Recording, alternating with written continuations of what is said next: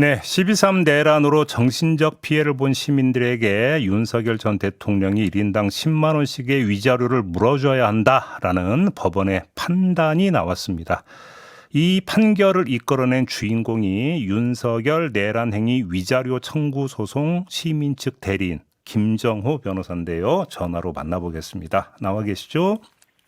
예, 안녕하십니까? 네, 좀 하나하나 좀 여쭤봤으면 좋겠는데 이 소송을 언제부터 준비를 하셨던 거예요? 비상계엄이 막 12월 3일 날 작년 네. 있고 나서 국회에서 탄핵 소추가 한번 부결된 적이 있습니다. 예, 맞아요. 그때 직후에 준비했습니다. 아, 네. 그때부터? 예. 왜 그때부터 준비를 하셨던 거예요? 사실 위헌적인 비상계엄의 문제는 예. 보수와 진보의 문제가 아니라 사실 오히려 보수가 더 지켜야 하는 헌정질서 소외의 문제거든요. 그렇죠, 그렇죠. 근데 이것이 정파적으로 소비되고 야당이 아예 표결에 불참해버리는 사태가 발생했습니다. 네. 그래서 헌법기관인 국회의원이라면 당연히 표결에 참석해서 네. 찬반 의사를 밝혀야 한다고 생각을 했기 때문에 그러한 의사에 동의하는 시민들의 어떤 불만과 요구가 너무 많았습니다. 그래서 그 뜻을 모아보고자 하는 취지에서 그래서 105명을 모으게 된 것입니다. 그때 표결에 불참한 의원의 숫자가 105명이었습니다. 그러면 소송인단 숫자도 거기에 맞춘 거예요, 그러면? 예, 그렇습니다. 예. 오, 그랬군요.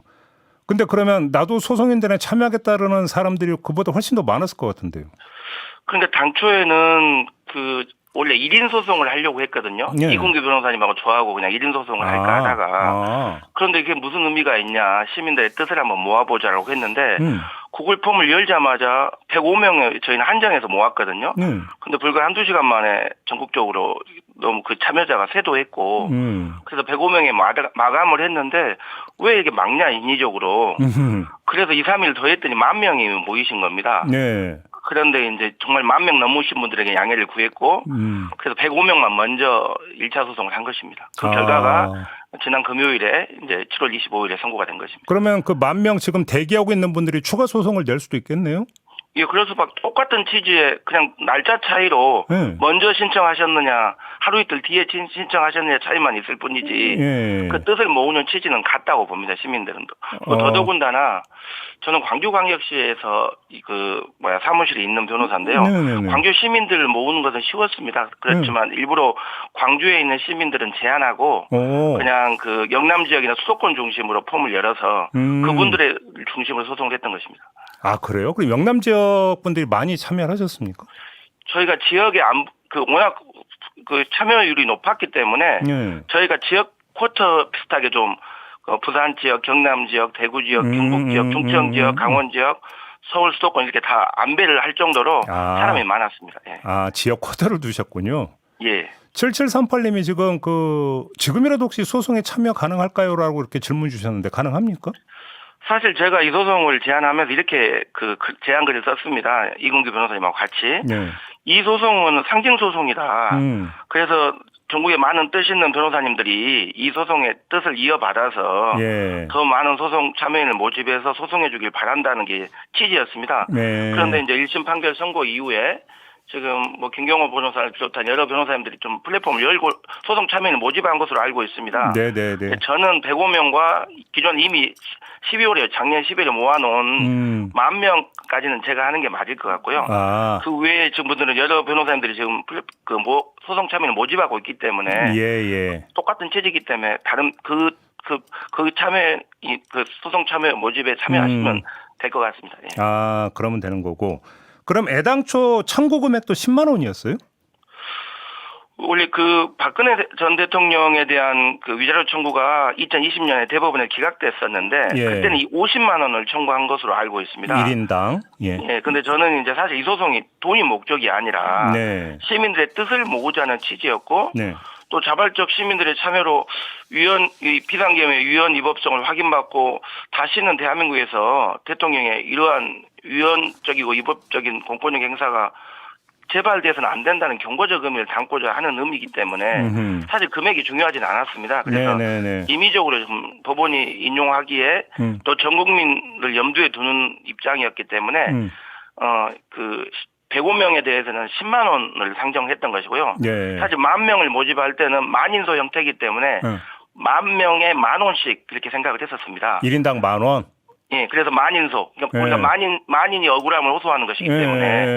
그랬는데 이제 법원에서 10만 원이라는 기준을 설정하셨기 때문에 최소 이 정도는 된다. 10만 원이 상한이 아니라 최소 10만 원은 넉넉히 인정된다는 취지였기 때문에 이제 10,000명의 소송의 청구 금액도 다시 재조정이 필요해 보입니다.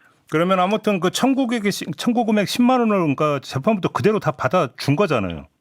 그렇습니다. 그러면 오히려 10만 원은 충분히 인정될 수 있다라고 하면서 상한이 아니라 최소한 이 정도 하한을 오히려 인정해 주신 그런 측면이 있다고 보입니다. 그래요. 근데 조금 전에 말씀 주셨는데 박근혜 전 대통령에 대해서도 그러니까 거의 똑같은 소송이 있었지만 그때는 안 받아들여졌거든요. 예. 근데 이번에 받아들여졌어요. 어떤 차이가 있었다고 봐야 될까요? 일단 기본적으로 박근혜 전 대통령에 대한 위자료 청구를 할 때 당시에 박근혜 대통령의 위법 사유는 유연적이라기보다는 위법적인 것입니다. 국정농단, 최순실에 대한 어떤 개입 이 정도의 문제인 것이고 그렇죠. 윤석열 전 대통령에 대한 피고 윤석열의 문제는 그걸 훨씬 넘어서는 누가 봐도 명백하고 위헌적일 뿐만 아니라 위법적인 어떤 공권력 행사가 문제가 됐기 때문에 일단 위법성의 정도가 비교가 불가능하다. 두 번째, 피고 박근혜에 대한 위자료 청구가 기각된 때는 2014년에 대법원 판례가 유지되고 있을 때입니다. 그게 뭐냐면 긴급조치 9호에 대해서 고가배상 청구가 이루어졌었는데 국가 공권력 행사인 긴급조치로 인해서 공무원의 고의 또는 과실에 의한 불법행위가 인정되지 않는다고 2014년에 대법원이 판결을 했습니다. 이 판결에 근거해서 2020년 박근혜 전 대통령에 대한 위자료 청구는 기각됐던 것이고, 근데 2022년 8월 30일에 이 긴급조치 9호에 대한 대법원 전원합의체에서 판례가 변경됩니다. 어떤 취지냐면 긴급조치 9호는 위헌이고 위법한 것임이 명백하고 개별 국민이 입은 손해에 대해서 국가배상 책임이 인정될 수 있다는 취지로 바뀌었습니다. 그래서 저희는 이번 소송이 오히려 2022년 대법원 전원합의체에 대한 판례 변경의 정신을 이어가야 된다. 그리고 워낙 대통령의 유언적이고 위법적인 공권력 행사의 위법성이 너무 크니 이때 이러한 것들에 대해서는 법원이 권리구조의 범위를 좀 넓혀줘야 된다. 이런 취지의 주장했던 것입니다. 그러니까 정리를 하면 이전에는 국가 공권력 행사의 결과에 대해서는 국가가 책임지지 않는다라는 판례를 유지하고 있었는데 2022년 이제 새 판례가 나온 게 그게 위법적인 공권력 행사라면 아니다. 책임을 져야 된다. 이런 판례가 나왔다라는 말씀이시네요. 그렇습니다. 또 한 가지는 그러면 아무튼 12.3 내란에 대한 위법적인 어떤 사법적 판단이 최초로 내려진 사례 이렇게 봐도 되는 거잖아요. 이번 건은. 지금 사실은 이렇게 보시면 되겠습니다. 대통령의 비상계엄에 대한 위헌위법적 행동을 했을 때 세 가지 측면에서의 어떤 사법적 어떤 평가가 필요한데 첫 번째는 헌법적으로는 탄핵 심판 절차가 있습니다. 그렇죠. 이건 4월 4일 날 탄핵 심판이 인용됐던 것이고요. 두 번째는 형사적인 조치로서 내란죄 재판이 현재 진행 중에 있습니다. 그렇죠.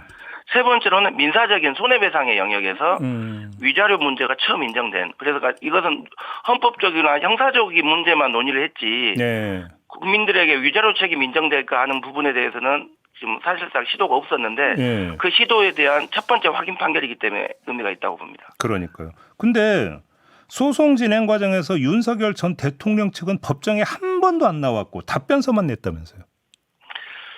저는 이 부분이 가장 안타까운 것입니다. 이제 전두환 전 대통령에 대한 전두환 해고록 소송의 민형사 소송도 제가 대리했었는데 그때도 사실 대통령까지 하신 분이 공권력을 무시하고 법치주의를 무시하고 그냥 재판 절차에 순응하지 않는 모습들이 너무 많았거든요.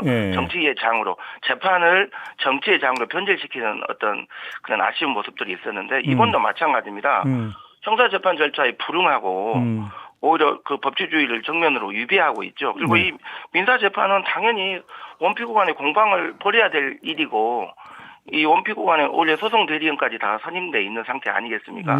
그럼 정상적인 절차에 따라서 주장하고 입증하고 판단받으면 되는데 이 민사 손해배상 사건의 재판조차도 정치적으로 활용하면서 답변서만 내고 항의 의무를 출석하지 않겠다 이렇게 하셨거든요. 예.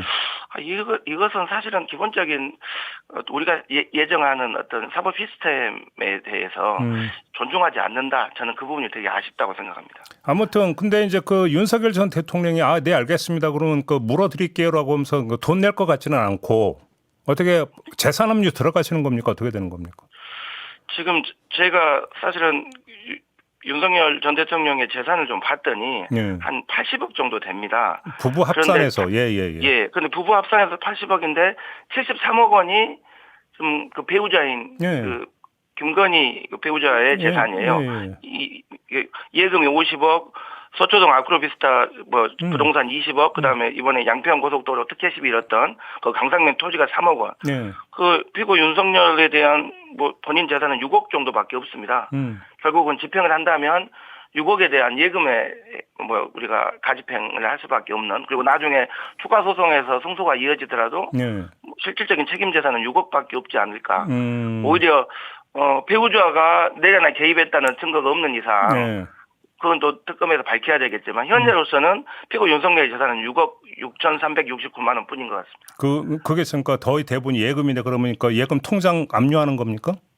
예, 통장에 대해서 지금 일반적인 소송은 확정 판결이 났을 때 집행 권한을 통해서 강제 집행을 하는 것이고요. 그런데 금전을 목적으로 하는 손해배상 청구 같은 경우에는 1심 판결 가지고도 가집행을 할 수 있고, 그렇죠. 이번 재판부도 재판장님도 가집행을 할 수 있다라고 이제 명시를 하셨기 때문에 저희가 현재 가집행을 할 수 있는 상태입니다. 언제든. 그러니까 그렇게 하실 계획이고, 물론 아마 항소할 가능성이 높다고 보는데 최종적으로도 만약에 그 손해배상 해야 된다는 판결이 나오는데 안 갚으면 그때는 노역을 하게 되는 겁니까? 윤석열 전 대통령? 그 노역은 벌금형, 형사적인 측면에서 벌금형에 대한 것이고요. 형사 벌금에서만? 예, 여기는 순수한 민사이기 때문에 이 강제 집행에 대해서 하지 않으면 아크로비스타를 경매로 아크로비스타는 못 하겠고 그 예금에 대해서 압류해서 집행하는 절차. 그것만? 오히려 이제 좀 상급심에서 우리가 좀 주의 있게 봐야 될 부분은 과연 인과관계를 어떻게 판단할 것인가의 문제입니다. 그렇죠. 인과관계라는 게 뭐냐면 좀 쉽게 설명하면 피고 윤석열의 가해 행위로 원고인 시민들이 정신적 고통, 불안, 공포, 수치심, 자존심의 상처를 입었느냐 이거에 대한 문제입니다. 그렇죠. 그 피고의 불법행위가 있었다 하더라도 원고의 정신적 손해까지는 인정하기 어렵다고 본다면 인과관계를 부정하는 것이고 그걸 이번 1심 판결처럼 인정하면 인과관계를 완화해서 인정하는 것인데 우리가 사실은 일반적인 소송에서는 인과관계를 엄격하게 판단합니다. 하지만 의료과거 소송이나 환경소송 같은 입증이 쉽지 않은 소송에서는 인과관계를 완화해서 법원이 넓게 인정해 줬습니다. 그런데 이번 판결은 긴급조치 구호에 대한 위헌 위법이 명백했던 것을 그 정신을 이어서 비상계엄의 위헌 위법성이 너무나 명백하기 때문에 더더군다나 이것은 재판부가 뭐라고까지 다른 판결에서 안 보이는 표현을 썼냐면 전체 대한민국 전역에 걸쳐서 효력이 발생하고 알겠습니다. 대한민국 전체 국민에게 복귀 명령성을 가진 위헌적이고 위법한 비상계엄으로 인한 피해이기 때문에 인과관계를 좀 완화해서 판단하신 거거든요. 알겠습니다. 이 부분이 과연 유지될 것인가가 중요한 관건일 것 같습니다. 알겠습니다. 자, 오늘 말씀 여기까지 듣겠습니다. 고맙습니다, 변호사님. 예, 윤석열 내란행위 위자료 청구 소송 시민 측 대리인 김정호 변호사와 함께했습니다.